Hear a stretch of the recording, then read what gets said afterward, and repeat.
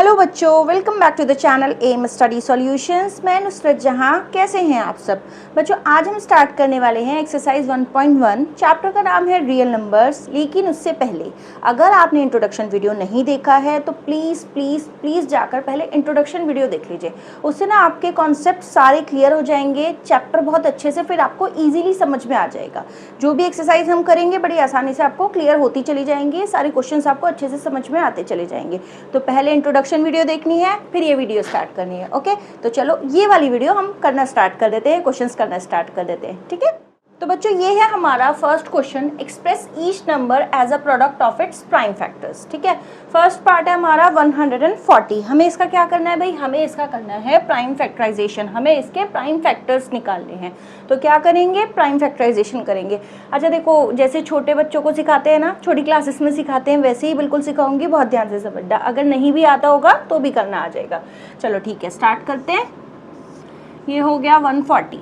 तो क्या करेंगे भाई? पहले इसको 2 से करेंगे। एंड में 0 है ना, तो ये हमारा 2 से इजीली डिवाइड हो जाएगा। 2 7 ज़ा 14 और यहाँ पे आ गया 0। फिर से 2 से करते हैं।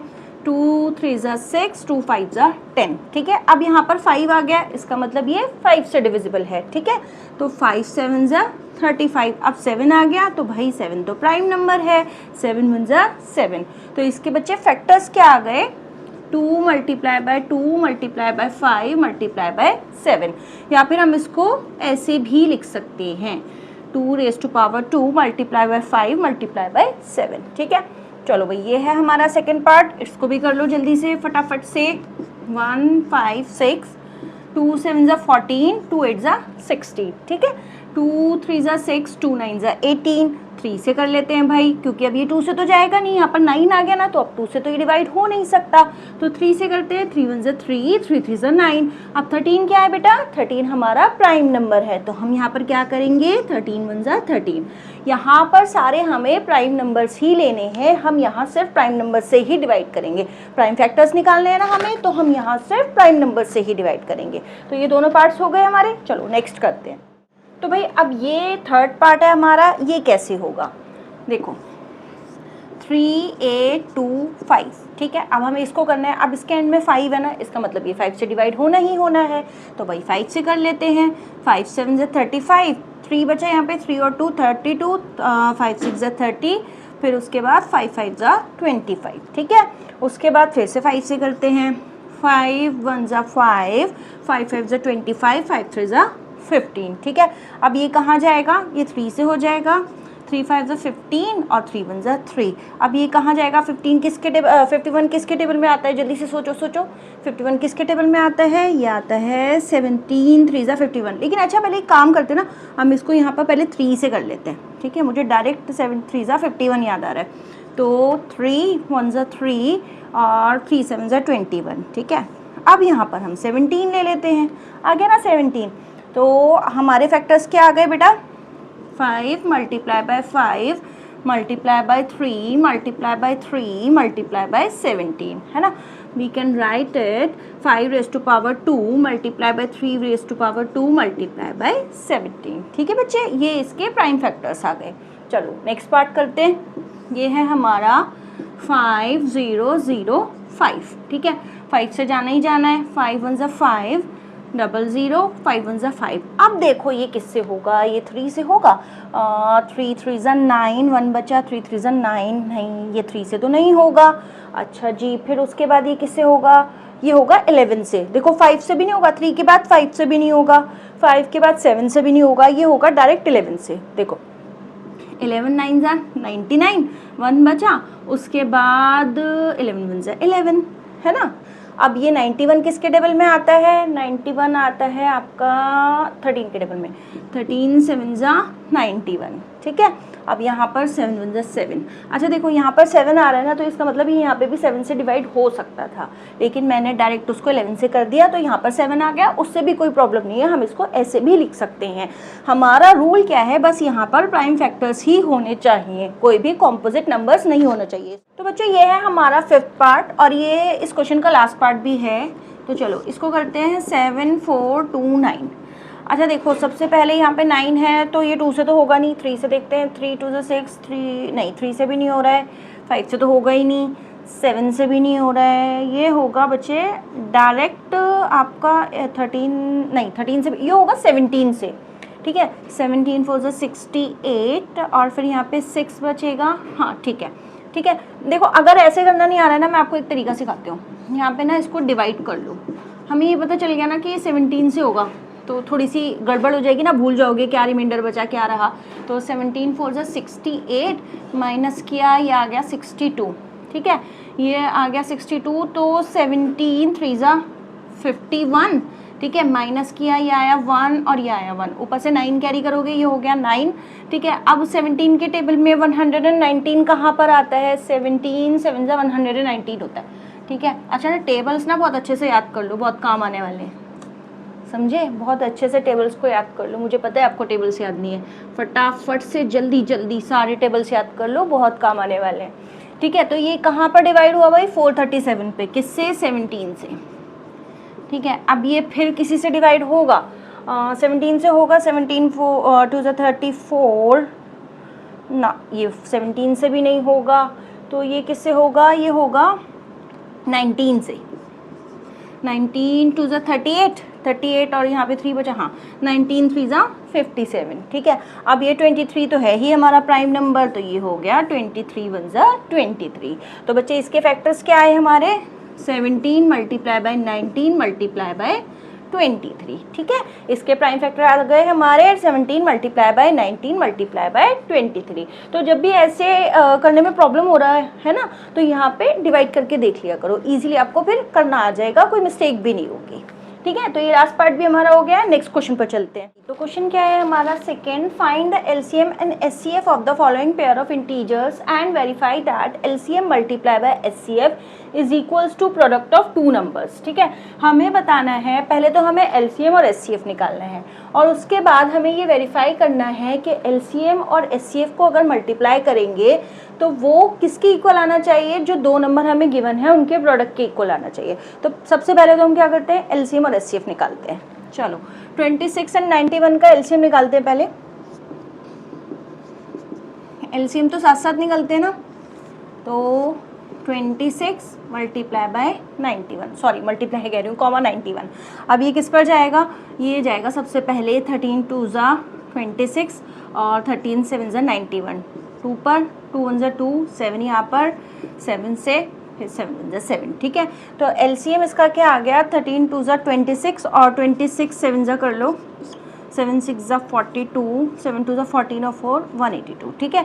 तो एलसीएम बच्चे क्या आ गया हमारा 182। और उसके बाद आते हैं एचसीएफ पर। एचसीएफ कैसे निकालते हैं, एचसीएफ हम अलग अलग दोनों का निकालेंगे, फिर कॉमन फैक्टर्स देखेंगे। ये हटा देती हूँ मैं, ये पहले हम 26 लिख लेते हैं, 13 और ये प्राइम नंबर है तो ये आ गया।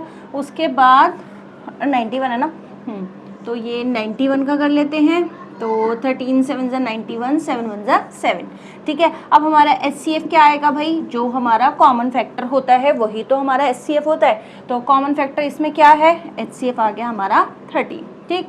उसके बाद अगर हमें इसमें वेरीफाई क्या करना था, एलसीएम मल्टीप्लाई बाय एचसीएफ करके देखना था।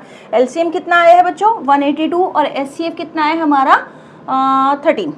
तो भाई पहले ये करते हैं, 182 मल्टीप्लाई बाय 13 जब करेंगे तो ये आएगा यहाँ पर 3 2 6, 3 8 24, यहाँ पर 4 आएगा, ठीक है। 3 1 3 और 1 5, 1 2 2, 1 8 8, 1 1 1, ठीक है।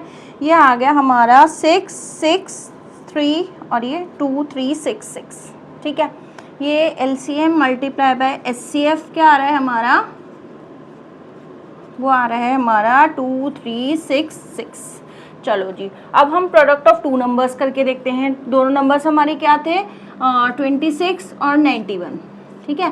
1 6 6, 1 2 2, 9 6 54, 9 6 54। अच्छा मैं टेबल बोल रही थी अभी आपको, मैं खुद कंफ्यूज हो रही हूँ। 9 2 18 और 5 23, ठीक है। मैं कंफ्यूज हो रही हूँ, याद है मुझे सारे टेबल्स, ठीक है। ये आ गया 6, ये आ गया 6, ये आ गया 3, आ गया 2। देखो ये भी 2366 आ रहा है और ये भी 2366 आ रहा है। ठीक है बच्चे, तो ये हमारा दोनों एलसीएम को मल्टीप्लाई करके एचसीएफ से जो नंबर आ रहा है वो, और जो दोनों नंबर्स का हमारा प्रोडक्ट आ रहा है वो एक दूसरे के इक्वल आ रहे हैं। ठीक है, यहाँ मैं लिख देती हूँ प्रोडक्ट ऑफ टू नंबर्स। ठीक है, वो भी कितना आ रहा है 2366। ठीक है, तो इस तरीके से हमें इसको वेरीफाई करना है। हमें पहले एलसीएम निकालना है, एचसीएफ निकालना है, उसके बाद दोनों को मल्टीप्लाई करके और फिर दोनों नंबर्स को आपस में मल्टीप्लाई करके चेक करना है कि क्या वो इक्वल आ रहे हैं या नहीं आ रहे, और ये इक्वल आते ही आते हैं। वेरीफाई करना है मतलब ये इक्वल आएंगे ही, अगर नहीं आ रहे तो तुमने गलत किया है। ठीक है, चलो नेक्स्ट क्वेश्चन कर लेते हैं। तो बच्चों नेक्स्ट पार्ट है हमारा 510 एंड 92। तो सबसे पहले इसका एलसीएम कर लेती हूँ मैं। 510, अच्छा इसको इक्वल टू को हटा दो सबसे पहले, तो ये बहुत मुझे पता नहीं, कभी कभी ना इरिटेटिंग सा लगता है। तो चलो 510 और 92, इसका एलसीएम निकालना है हमें। सबसे पहले तो 2 से करेंगे। क्या हो रहा है,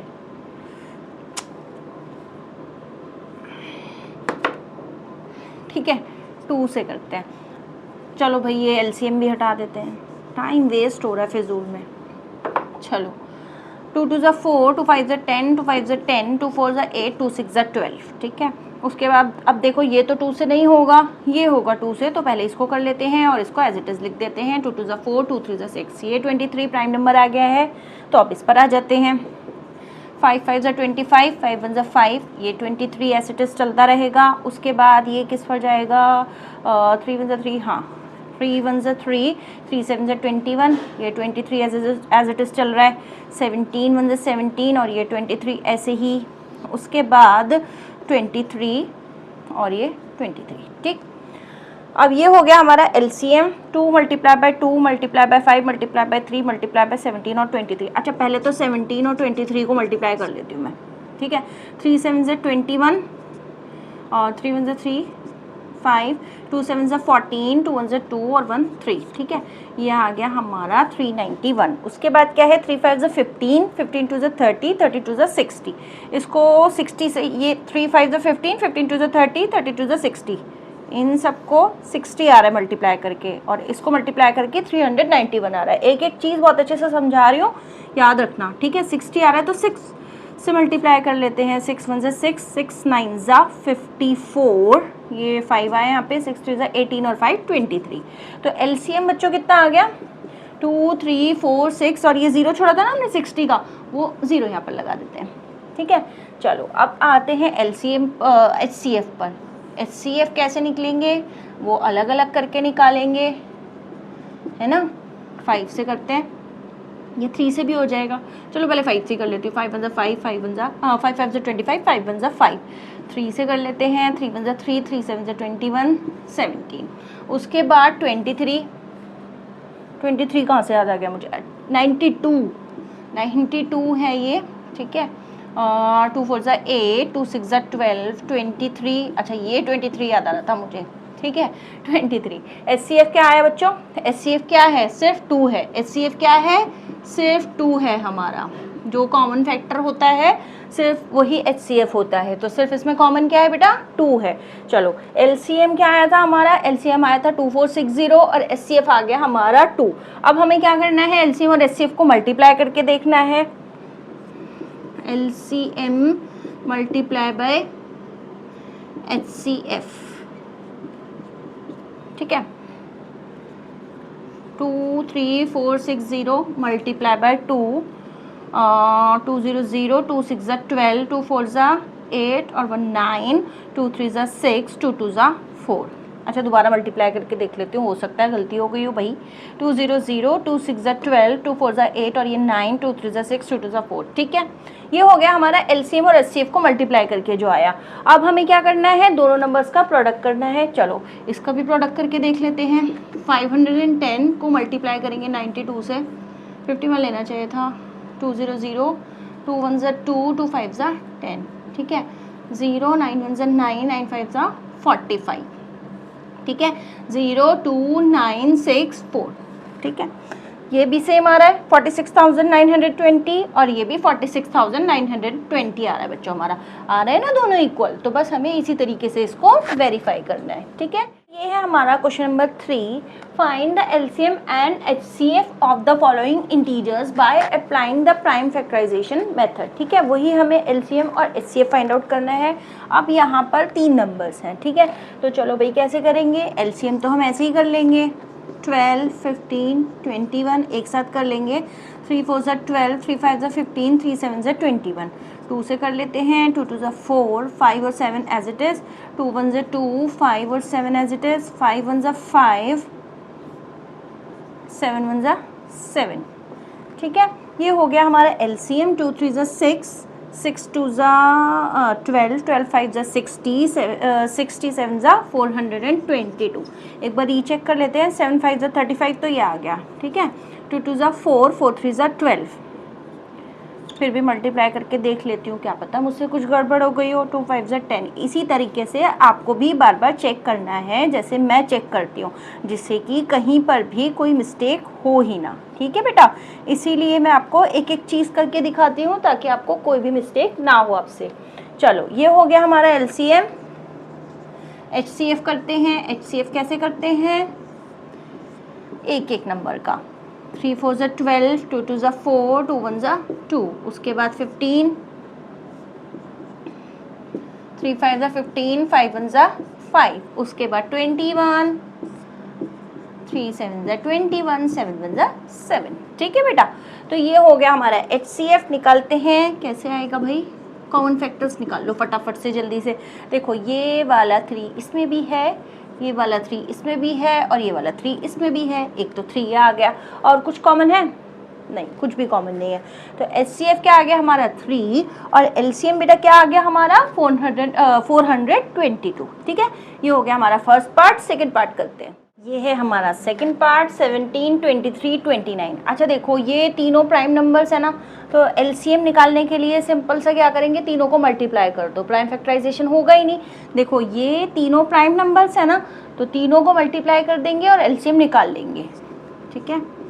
तो पहले तो 17 को 23 से कर लेते हैं। 3 7 ज़ा 21, 3 1 ज़ा 3 और 2 कितना हो गया 5, उसके बाद 2 7 ज़ा 14 और 2 1 ज़ा 2 1, ठीक है। 3 आ गया यहाँ पे, सॉरी 2 7 ज़ा 14 का 4 यहाँ पे, 2 1 ज़ा 2 और 1 3, ठीक है।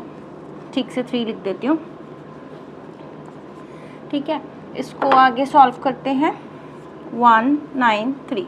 चलो अब उसके बाद 391 को 29 से मल्टीप्लाई करना है। 9 1 ज़ा 9, 9 9 ज़ा 81, 9 3 ज़ा 27 और 8 कितना हुआ, 27 और 8 हुआ आपका 35, ठीक है 35। उसके बाद 2 1 ज़ा 2, 2 9 ज़ा 18 और ये आ गया 2 3 ज़ा 6 और 1 7, 9। उसके बाद 3 3 और ये आपका आ गया 11। तो एलसीएम बच्चों मेरा कितना आ रहा है, एलसीएम आ रहा है 11339। तीनों प्राइम नंबर्स थे तो हमने तीनों को डायरेक्टली मल्टीप्लाई कर दिया, प्राइम फैक्टराइजेशन हो ही नहीं सकता था, सिर्फ मल्टीप्लाई करके ही आंसर आएगा। अच्छा देखो ये तो हो गई एलसीएम की बात। अब आते हैं एचसीएफ पर।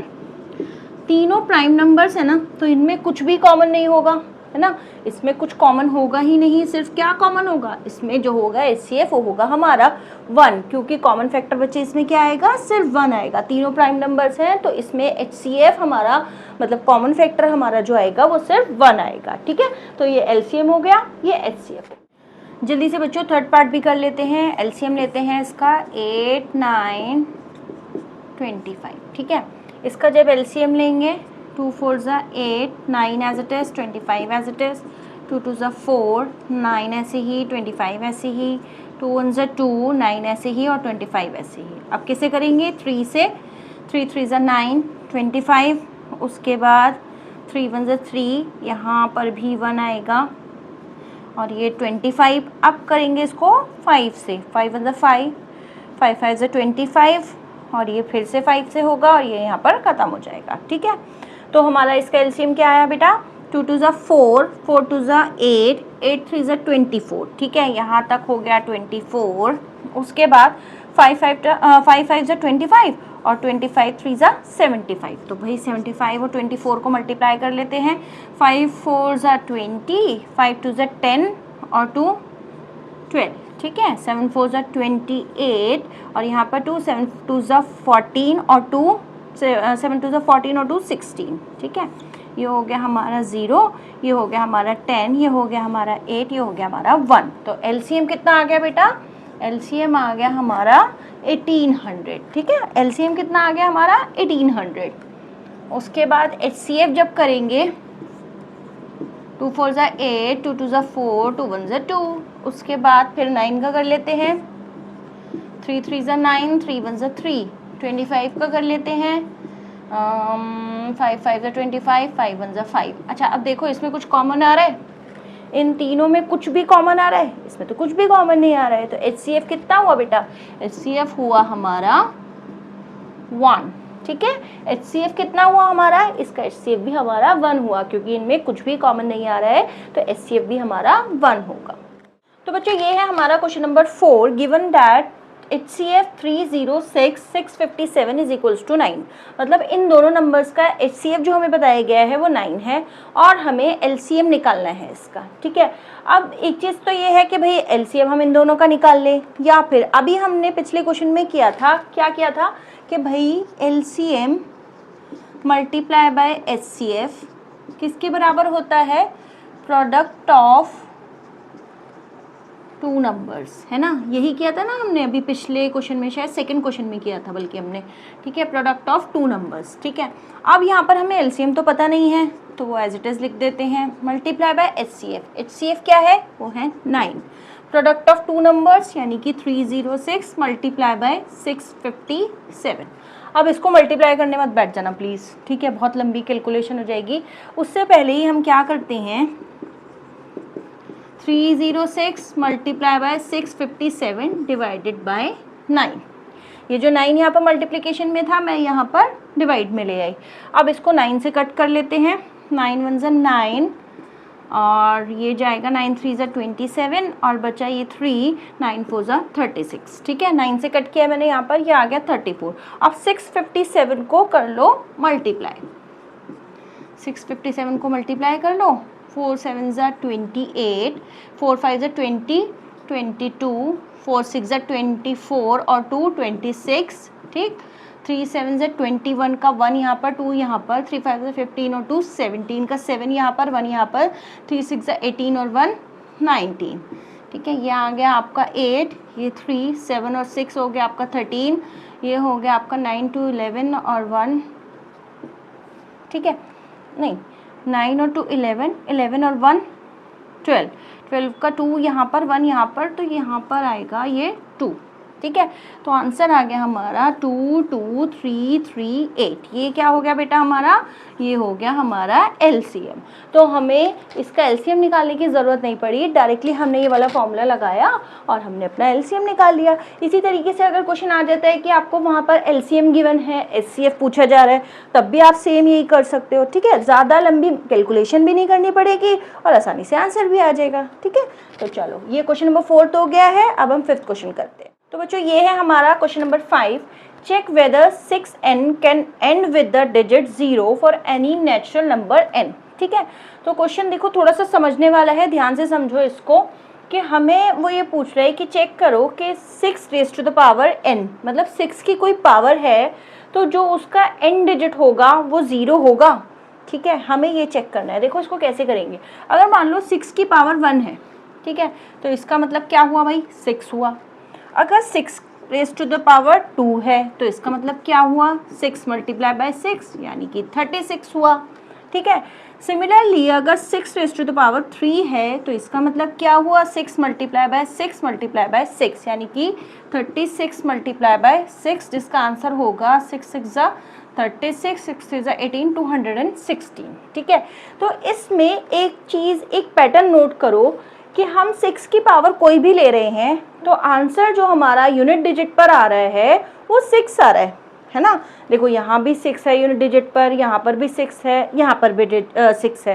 तो यूनिट डिजिट पर जो हमारा आंसर आ रहा है, जो नंबर आ रहा है सॉरी, वो हमारा 6 आ रहा है। तो ये तो क्वेश्चन में कह रहे हैं कि भाई 0 आना चाहिए, ये चेक करो, तो वो तो बिल्कुल भी नहीं आ सकता। तो इसका आंसर क्या हुआ कि भाई वो 0 नहीं आ सकता, बिल्कुल भी नहीं आ सकता।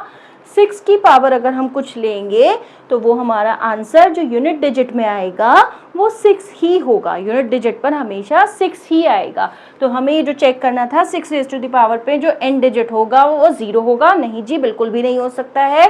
क्या आएगा बच्चों? 6 आएगा यहाँ पर।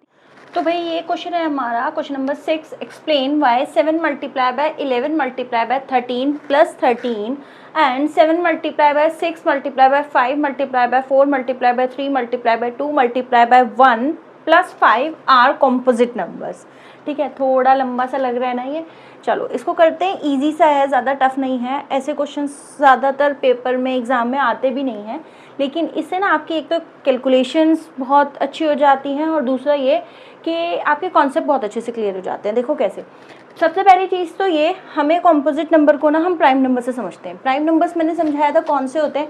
प्राइम नंबर्स बेटा वो होते हैं जो सिर्फ अपने टेबल में आते हैं और 1 से डिवाइड होते हैं। मतलब उसके फैक्टर्स कौन से होते हैं? या तो 1 होता है या नंबर इटसेल्फ, है ना, वो होते हैं। अच्छा, अब कॉम्पोजिट नंबर कौन से होंगे? जिसके 2 से ज़्यादा फैक्टर हैं वो कॉम्पोजिट नंबर है। प्राइम नंबर के तो सिर्फ 2 फैक्टर्स हुए ना, तो कॉम्पोजिट नंबर्स कौन से हो बच्चे? जिसके 2 से ज़्यादा फैक्टर हैं वो कॉम्पोजिट नंबर्स हैं। तो चलो सबसे पहले ये वाला उठाते हैं हम, 7 multiply by 11 multiply by 13 plus 13। इसको करने के 2 तरीके हैं, या तो इनको मल्टीप्लाई करो प्लस 13 कर लो और फिर इसको चेक कर लो कि कॉम्पोजिट नंबर है या नहीं है। लेकिन इसके अलावा देखो, मतलब एक और तरीके से हम इसको कर सकते हैं। कैसे? देखो, इसमें और इसमें ये 2 है ना, इसमें क्या कॉमन है? इसमें 13 कॉमन है। हम यहाँ लिख लेंगे 13। यहाँ पे क्या हुआ? 7 मल्टीप्लाई बाय 11 मल्टीप्लाई बाय 1। यहाँ पर 13 बाहर चला गया तो ये 1 आ गया, प्लस यहाँ पर भी 1 बच गया। ठीक है, यहाँ तक क्लियर है। ये हो गया 13 77 प्लस 1 13 मल्टीप्लाई बाय 78। ठीक, यहाँ पर 78 को 13 से मल्टीप्लाई कर लेते हैं, 3 8 ज़ा 24। बल्कि एक काम करो, 78 को भी मल्टीप्लाई ना करो ना, इसका हम करते हैं प्राइम फैक्टराइजेशन। देखो कैसे, हम यहाँ पर इसका प्राइम फैक्टराइजेशन अगर कर लेंगे तो ये बहुत ही ईजीली आंसर आ जाएगा। देखो 78 का प्राइम फैक्टराइजेशन अगर करेंगे, 2 3 ज़ा 6, 2 9 ज़ा 18, 3 1 ज़ा 3, 3 3 ज़ा 9, 13 1 ज़ा 13। ठीक है, ये होगा इसके फैक्टर्स 3। ये 13 तो पहले से था ना, 2 मल्टीप्लाई बाय 3 मल्टीप्लाई बाय 13। 13 यहाँ पर पहले से था। 78 के फैक्टर्स मैंने यहाँ पे लिखे, 2 मल्टीप्लाई बाय 3 मल्टीप्लाई बाय 13। अब देखो, इसको जब हमने पूरा सॉल्व किया तो इसको ध्यान से देखो, इसमें तो 13 भी फैक्टर आ रहा है, 3 भी फैक्टर आ रहा है, 2 भी आ रहा है ना। तो इसके तो 2 से ज़्यादा फैक्टर हो गए ना, 13 भी, 3 भी, 2 भी, इसके तो 2 से ज़्यादा फैक्टर हो गए। तो ये तो भाई कॉम्पोजिट नंबर हो गया। कौन सा नंबर हो गया? ये कॉम्पोजिट नंबर हो गया भाई। इसके 2 से ज़्यादा फैक्टर हो गए तो ये कॉम्पोजिट नंबर हो गया। देखो दोबारा समझाती हूँ, हमने क्या किया था, 7 multiply by 11 multiply by 13 plus 13 था ना, हमने उसमें से 13 को कॉमन निकाला। फिर हमने यहाँ पर जब लिखा 7 11 13 बाहर गया, 1 आ गया यहाँ पे, और ये 13 इस बाहर गया तो यहाँ पर भी 1 आ गया। इसमें इसको प्लस कर लिया, फिर इसका प्राइम फैक्टराइजेशन कर लिया। जब प्राइम फैक्टराइजेशन किया तो यहाँ पर इसके फैक्टर्स ये आ गए। अब जब इन दोनों के, देखो यहाँ पर 13 है, यहाँ पर भी 13 है, यहाँ पर 2 है, यहाँ पर 3 है, तो ये तो इसके 3 फैक्टर्स आ गए ना, 2 से ज़्यादा फैक्टर्स आ गए। तो ये क्या हो गया बच्चे? ये कॉम्पोजिट नंबर हो गया। इसी तरह इस पर आते हैं, 7 मल्टीप्लाई, अच्छा यहाँ पे लिखने की ज़रूरत नहीं है, मैं इसी को कर लेती हूँ। देखो इन दोनों में ध्यान से देखो क्या कॉमन है। यहाँ से है ना प्लस 5 यहाँ पर है और इस पूरे में भी 5 है। ठीक है, तो कॉमन क्या निकालेंगे हम? इसमें 5 कॉमन निकाल लेते हैं। तो अंदर क्या बचा? 7 मल्टीप्लाई बाय 6 मल्टीप्लाई बाय 5 को मैं नहीं लिख रही हूँ, या चलो लिख देते हैं भाई 1। हर एक चीज़ क्लियर कर लो। ठीक है, 4, ये 3, ये 2 और ये 1 प्लस यहाँ पर भी 1, क्योंकि यहाँ वाला जो 5 था बेटा वो यहाँ पर आ गया, तो यहाँ पर क्या आ जाएगा? यहाँ पर 1 आ जाएगा। ठीक, चलो ये हो गया।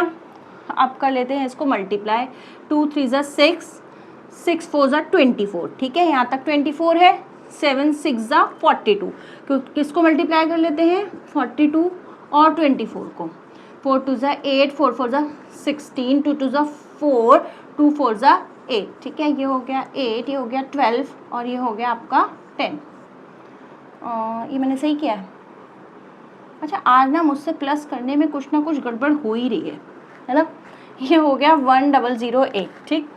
तो यहाँ पर क्या आ गया 1008 प्लस 1, 5 मल्टीप्लाई बाय 1009, ठीक है। ये है बच्चे प्राइम नंबर, ठीक है। अब प्राइम नंबर को हमें इससे मल्टीप्लाई करना है, फिर उसको आगे। अच्छा देखो, ये मत सोचना कि ये प्राइम नंबर है तो इसको मल्टीप्लाई करने के बाद भी प्राइम नंबर आएगा, नहीं जी, ऐसा बिल्कुल भी नहीं है भाई। 5 से मल्टीप्लाई भी तो कर रहे हैं ना, तो मतलब 5 भी फैक्टर बन ही जाएगा। चलो एक काम करो, मैं मल्टीप्लाई करके दिखाती हूँ आपको। 5 को जब इससे मल्टीप्लाई करेंगे ये 5 आया, 4 आया, 0 5, ठीक है।